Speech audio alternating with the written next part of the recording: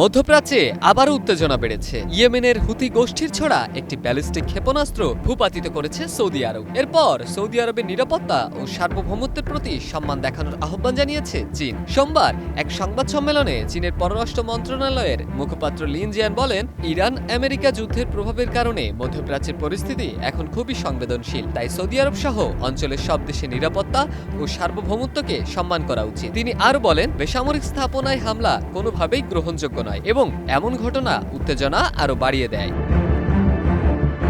চীনের এই মন্তব্যের মধ্যেই নতুন করে উত্তেজনা তৈরি করেছে হুথি বিদ্রোহীদের হুমকি। তারা জানিয়েছে, সানা আন্তর্জাতিক বিমানবন্দরে হামলার জবাবে সৌদি আরবের বিরুদ্ধে অবরোধ আরোপ সহ কঠোর পদক্ষেপ নিতে পারে। এই ঘোষণার পর মধ্যপ্রাচ্যে নিরাপত্তা পরিস্থিতি নিয়ে নতুন করে উদ্বেগ দেখা দিয়েছে। বিশ্লেষকদের মতে, চলমান উত্তেজনা দ্রুত নিয়ন্ত্রণে আনা না গেলে এর প্রভাব শুধু ইয়েমেন বা সৌদি আরবেই সীমাবদ্ধ থাকবে না, পুরো মধ্যপ্রাচ্য আরো বড় সংঘাতের মুখে পড়তে পারে। তাই এখন আন্তর্জাতিক মহলের নজর কূটনৈতিক তৎপরতার দিকে। আলোচনার মাধ্যমে পরিস্থিতি শান্ত হবে নাকি উত্তেজনা আরো বাড়বে, সেটাই এখন সবচেয়ে বড় প্রশ্ন। Desk report, one digital desk.